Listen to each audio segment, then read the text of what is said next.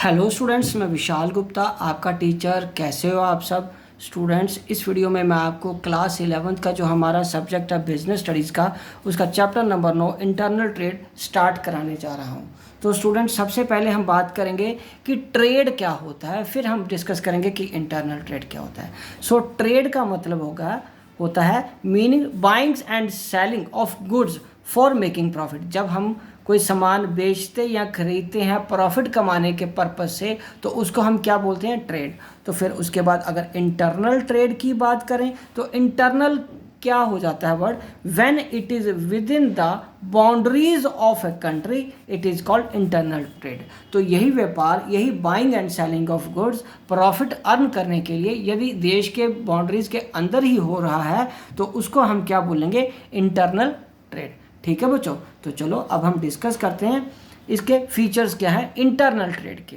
तो internal trade का सबसे पहला फीचर है कि ये with in the boundaries of the country होता है। दूसरा, फ्री मूवमेंट ऑफ गुड्स होता है। फ्री मूवमेंट ऑफ गुड्स का मतलब कोई रोक टोक नहीं होती, कोई रिस्ट्रिक्शंस नहीं होती देश के भीतर सामान एक जगह से दूसरी जगह बेचने में, सेल करने में या बाय करने में। उसके बाद हम बात करेंगे डीलिंग इन लोकल करेंसी। ये व्यापार लोकल करेंसी में, या अगर इंडिया की बात करें तो इंडियन नेशनल रूपी के में ही होती है। ठीक है जी। और special act to settle disputes, और कंट्री के अंदर के जो एक्ट्स हैं वही एप्लीकेबल होते हैं इनके डिस्प्यूट्स यदि कोई हो तो उसको सेटल करने में। तो बच्चों, अब हम आगे बात करते हैं टाइप्स ऑफ ट्रेड। तो टाइप्स ऑफ ट्रेड में सबसे पहले आ जाता है इंटरनल ट्रेड और एक्सटर्नल ट्रेड। बच्चों, इंटरनल ट्रेड जैसे कि आपको नाम से ही क्लियर हो रहा है कि यही तो हमारा चैप्टर का नाम है, इंटरनल ट्रेड। एक्सटर्नल ट्रेड तो हमारा नेक्स्ट चैप्टर है। ठीक है बच्चे, तो हम इस चैप्टर में पर्टिकुलरली बात करेंगे इंटरनल ट्रेड की। तो इंटरनल ट्रेड के जो टाइप्स होते हैं वो है on the basis of relationship, और दूसरा on the basis of levels, और तीसरा है on the basis of quantity. ठीक है बच्चों, तो चलो अब हम आगे बढ़ते हैं। सबसे पहले on the basis of relation.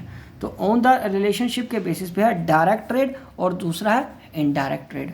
तो डायरेक्ट ट्रेड क्या होता है? When the producers sell their goods directly to the consumers and there is no mediator.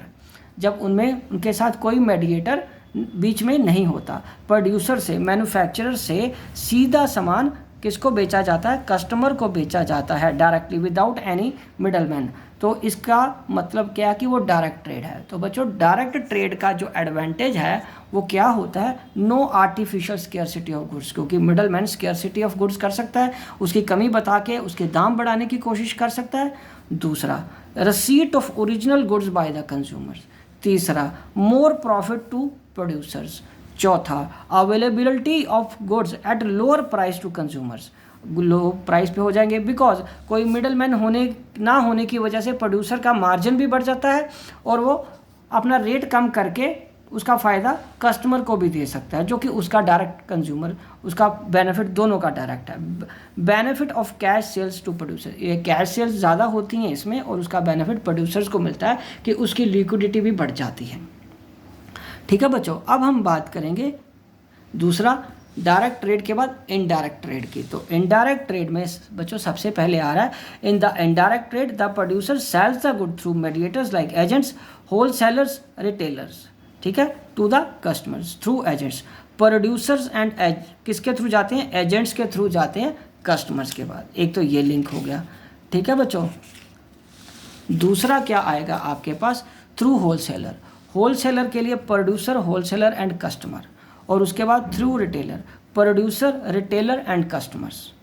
ठीक है बच्चों, और उसके बाद on the basis of levels. On the basis of level का मतलब है लो लेवल ट्रांसफ़र या trade off goods. Local level, लो सॉरी मैं गलत वर्ड बोल गया, लो नहीं, लोकल लेवल। ठीक है, local level trade off goods on the basis of level. State level या नेशनल लेवल, मतलब ये हम अपनी सिटी के अंदर ही खरीद या बेच रहे हैं, ठीक है, टाउन के अंदर, और ये स्टेट एक ही स्टेट के अलग अलग शहरों में, और ये नेशनल लेवल पे एक स्टेट से दूसरी स्टेट में सामान जाएगा। ठीक है, और तो on the basis of quantity की बात करें, on the basis of quantity की बात करें तो वो आ जाएगा होलसेल, और दूसरा retail. Wholesale naturally it deals in large quantity, and retail trade deals in small quantity. तो बच्चों, अब main documents used in internal trade कौन कौन से हैं? इनवॉइस है, फाइनल बिल है। ठीक है बच्चों, और उसमें सबसे पहला क्या है, परफॉर्मा इनवॉइस। उसमें सबसे पहला क्या है बच्चों, proforma invoice through rough bill for, पहले इनवॉइस आएगा, फाइनल बिल, फिर proforma invoice, rough bill for final approval. उसके बाद है डेबिट नोट, सप्लायर को दिया जाता है जब हम सामान रिटर्न कर रहे हैं, और क्रेडिट नोट जब हम कस्टमर को सामान वापस हमें करता है, जब हमारा कस्टमर हमें सामान वापस करता है तो हम उसको क्रेडिट नोट इशू करते हैं। ठीक है बच्चों। तो उसके बाद लॉरी रसीट, जिस गाड़ी से सामान जा रहा है, या रेलवे रसीट, जिस रेलवे ट्रेन से बुक करके आपने सामान को भेजा है। तो बच्चों आगे टर्म्स क्या रहती हैं जो यूज़ होती हैं इंटरनल ट्रेड में, वो है COD। COD का मतलब कैश ऑन डिलीवरी, सामान जैसे ही आपके पास पहुंचेगा आपको तुरंत उसी वक्त पैसे देने हैं। फ्री ऑन बोर्ड या फ्री ऑन रेल। FOB या FOR, expenses of delivery are borne by seller, जो सामान बेच रहा है खर्चा वही बेयर करेगा सामान को कस्टमर के घर या उसकी दुकान तक पहुंचाने का। ठीक है जी। और CIF कॉस्ट, ठीक है बच्चे, cost, insurance and freight, price of goods include insurance and freight charges. E&OE, errors and omissions expected, कि गलती यदि कोई हो जाती है तो वो हमें मान्य होगी, हम उसको ठीक कर देंगे। ठीक है जी। This is called E&OE। Okay. Wholesale trade, अब हम आगे डिस्कस करेंगे कि होलसेल ट्रेड क्या होता है। बच्चों होलसेल ट्रेड होता है, it refers to that type of trade under which goods or services are bought in bulk from the producers and are sold in small quantity to the retailers। ठीक है जी। चलो अब हम आगे बढ़ते हैं इसके बाद कि फीचर्स क्या हैं होलसेल ट्रेड के। बच्चों जो फीचर हैं होलसेल ट्रेड के, वो पहला है wholesaler buy goods in a large quantity. Naturally वो लार्ज क्वांटिटी से सामान खरीदता है और कुछ पर्टिकुलर स्पेशल गुड्स में ही डील करता है, और वो रिटेलर्स को सामान बेचता है। ठीक है। He usually purchases in cash and sales on credit, वो ज़्यादातर कैश में खरीदता है और उधार बेचता है। More capital required for a wholesale trade, ज़्यादा कैपिटल चाहिए होती है होलसेल ट्रेड के लिए बच्चों। और सर्विसेज यूटिलिटीज़ ऑफ होलसेलर क्या है, पहली आती है बेटा सर्विसेज टुवर्ड प्रोड्यूसर या मैन्युफैक्चरर्स। प्रोड्यूसर या मैन्युफैक्चर के प्रति उसकी क्या सर्विस बनती है, वो उसको इन्फॉर्मेशन प्रोवाइड कराता है। होलसेलर प्रोड्यूसर को, मैन्युफैक्चरर को इंफॉर्मेशन प्रोवाइड कराता है थ्रू रिटेलर्स या थ्रू कस्टमर से, जो उसको इन्फॉर्मेशन मिलती है कि किस तरीके का सामान मार्केट में बिक रहा है। Acting as middleman. उसके बाद प्रोवाइडिंग फाइनेंशियल हेल्प, क्योंकि ये प्रोड्यूसर का सामान डायरेक्टली कैश पे खरीद लेता है तो प्रोड्यूसर को फ़ायदा होता है उसका। Providing assisting in advertising goods, providing storage facility, providing distribution of facilities, distribution of facilities में भी मदद करता है। ठीक है बेटे। और उसके बाद बी क्या है, services towards retailers. Services toward retailers का होता है easy supply of goods, easy supply of goods, सामान ईजीली बिक जाता है, सप्लाई हो जाता है रिटेलर्स को, सप्लाई रिटेलर्स को ईजिली सामान उनसे मिल जाता है, उनको होलसेलर के अलावा कहीं मैन्युफैक्चर के पास जाने की ज़रूरत नहीं पड़ती रिटेलर को। ठीक है। फाइनेंशियल हेल्प, क्योंकि इनसे उधार मिलता है होलसेलर से रिटेलर्स को, तो ये हेल्प होगी। उसके बाद कंसल्टेंसी सर्विसेज भी देते हैं कि कौन सा सामान बिक रहा है, कैसा सामान खरीदना चाहिए, कितनी क्वांटिटी में उनको कितना रीजनेबल प्राइस मिल जाएगा।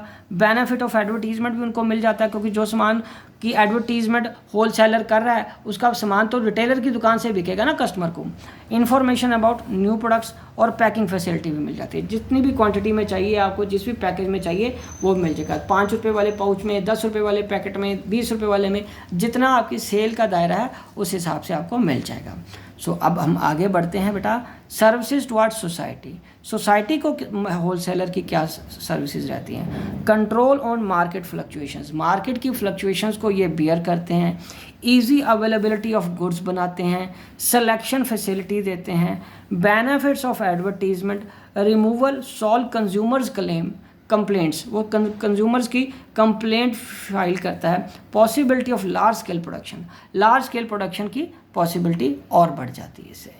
तो बच्चों ये मैं एक बार विजुलाइज आपको कर देता हूँ। ये हमारा मैन्युफैक्चरर है और ये हमारा एक्चुअल कस्टमर है जिसको सामान चाहिए। मैन्युफैक्चरर और ये क्या बच्चे, कस्टमर। ये मैन्युफैक्चरर, ये कस्टमर, और बीच में यहाँ पे आता है होलसेलर, होलसेलर, और वो आगे सामान किसको बेचता है फिर, रिटेलर को, और रिटेलर के ज़रिए सामान किसको पहुँचता है, कस्टमर को। मैन्युफैक्चरर होलसेलर को सामान बेचता है। तो इसीलिए हमने यहाँ पे अब 3 समझे। पहले वो सर्विसेज किसको दे रहा है,